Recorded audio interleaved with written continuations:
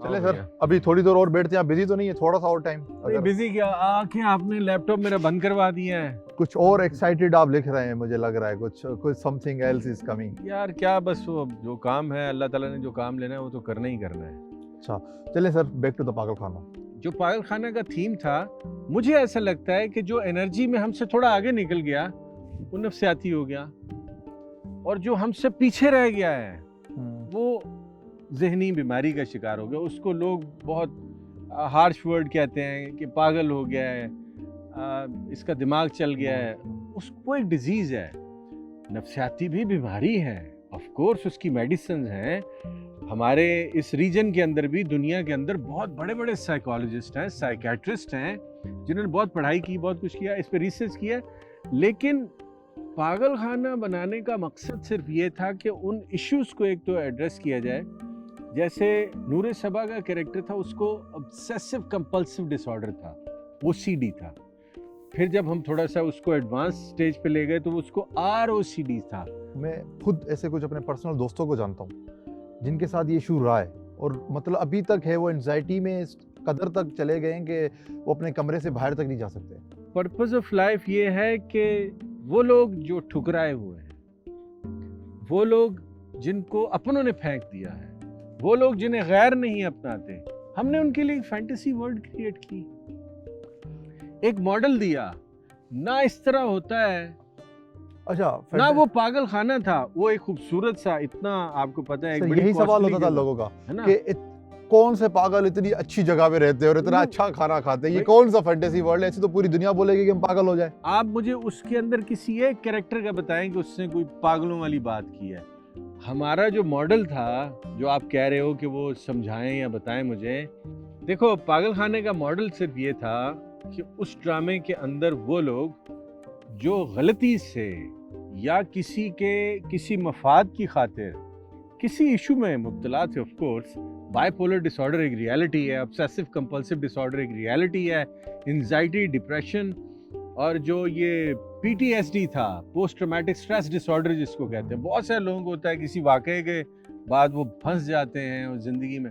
उनको ये वो कैरेक्टर्स लिए गए जिनको पागल करार देकर पागल खानों में डाल दिया, और वहाँ से एक बीबी ने उनको लाकर वहाँ एक बहुत 5 स्टार ज़िंदगी दे दी कि यहाँ रहें, इनके ऊपर कोई बहुत ज़्यादा अद्वियात इस्तेमाल नहीं, जो रिक्वायर्ड हैं, जो उनको चाहिए वो दे दी जाए, लेकिन इनको एक ऐसी बेहतरीन ज़िंदगी दे दी जाए जिसके अंदर वो अपनी एनर्जीज को यूटिलाइज करके हम सोसाइटी को दोबारा से अच्छे अंदाज में डिलीवर करें। It was the purpose. Content के अंदर उस तरह की चीज़ नहीं हो रही थी। तो जिस वक्त मेरी मुलाकात ग्रीन टेलीविज़न की इंतज़ामिया से हुई, तो वो सोसाइटी के लिए कोई बहुत ही डिफरेंट चीज़ और कोई मैसेज ओरिएंटेड काम करना चाहते।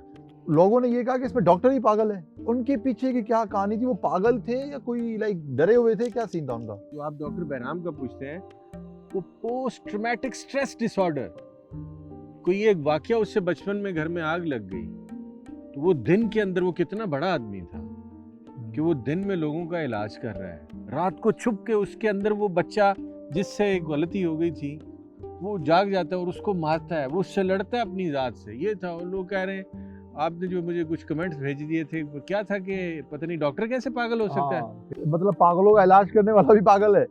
यार, तो ना वो पागल हैं जिनका इलाज हो रहा है, ना वो है जो इलाज कर रहे हैं। अच्छा। वो सब बड़े ज़हीन लोग थे। उनमें से कौन था ऐसा जो पागलों वाली बात कर रहा था? पागल तो वो है ना जो पीछे रह के पत्थर मारेगा आपको। वो क्या कह रहा है वहाँ कैरेक्टर कि हवाई फायरिंग करने से गोली ये नहीं लग सकती है, वो कहता है वापस आके किसी को लग जाती है। This is what I believe. उसकी डेथ हो सकती है। वो कह रहे यार लेजिस्लेशन करो कि जो हवाई फायरिंग कर देता है ना, उसके ऊपर 302 का पर्चा दे दो, कत्ल का। तो क्या होगा? नहीं करेगा।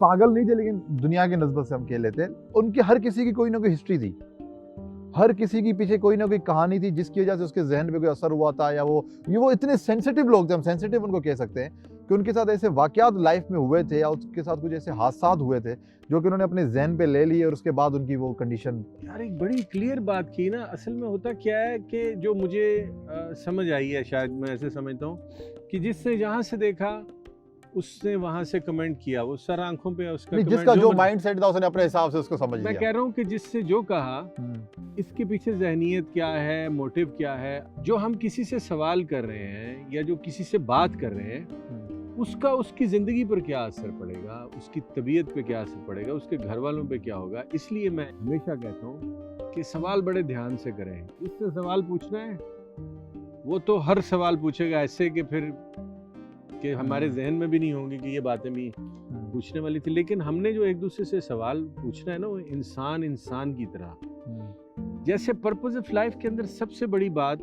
मैं ये समझता हूँ कि मैं कभी भी, एक तो मेरे बारे में जो कोई राय बना लेना, मैं उसको एंजॉय करता हूँ, उसको इतना एंजॉय करता हूँ ना कि इसको पता ही नहीं है, ये जो कहे जा रहे हैं इसको कहने दो, ये जो कर रहा है इसको खुशी मिल रही है मुझे बुरा भला कह के या मेरे बारे में एक एज्यूम करके कि ये ऐसा है। जो पागल खाना में कहा था ना, खामोशी बड़ी जुबान दराज होती है, मैं उस पर बड़ा बिलीव करता हूँ। एक दफ़ा मैं एक डेपुटेशन पे था, किसी इदारे में काम कर रहा था, उनका क्लाइंट था, किसी और रीजन का जो था, मैं उसको रिपोर्टिंग था। तो वो मुझे कहता था ये करो वो करो, तो मैं उससे पूछता था कि यार तुम क्यों इतना ज़्यादा मुझे कह रहे हो कि ये भी करो वो भी करो, हर काम मैं ही करूँ दुनिया में और तुम्हारे पास इतना स्टाफ है ना। तो वो कहता था वट एवर यू से, what ever you think, what ever you do, you believe in that. तो ये जो बिलीव करना है ना, ये बड़ी इंपॉर्टेंट बात है अपने आप पे। अगर मैं कोई चीज़ जिस पे बिलीव नहीं करता या जो मैं कुछ खुद नहीं करता, मैं कभी किसी को बाय डिफॉल्ट नहीं कहता। दो चीज़ें मुझे जैसे कि समझ आई, शायद पागल खाना में कहा भी किया कि पारसाई क्या है और अजमत क्या है। अजमत तो अल्लाह की है, पारसाई वो है जिसको वो कबूल करे, है ना। अगर मेरी को बड़ी, मैं अपनी तरफ से कोई नेकी कर रहा हूँ और बड़ी तोपें चला रहा हूँ और बड़ा कुछ अपने आप को समझे बैठा हूँ, रद्द हो गया।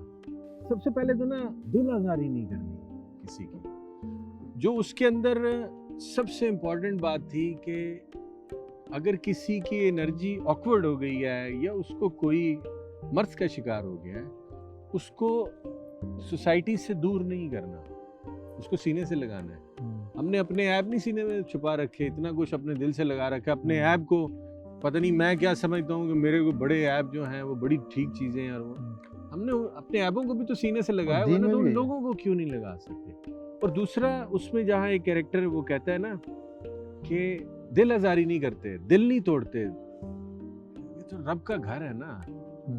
जैसे आपने वो लिखा था कि अपने फेसबुक पे कि खामोशी एक ज़बान दराज है, उसमें लोगों ने कमेंट किया था कि आप औरतों के बारे में कह रहे, औरतों से मुखातिब हो रहे हैं। नहीं, मैं किसी औरत का ही बेटा हूँ जी, ऑफ कोर्स। मैं किसी औरत का ही शौहर हूँ और औरत को भाई हूँ, भाई भी हूँ औरतों का। लेकिन मैं ये बहुत ही, इसको जो अपनी जुबान में ना बहुत ही हल्की बात समझता हूँ। हाँ। कि किसी खातून को कुछ बुरा भला कह देना, या उसको कहते हैं ना वो आपको सुनाते सुनाते मैं उसको सुनाने लग जाऊँ। पंजाबी में कहते हैं कि कैड़ा तीन उते सुनाना नो।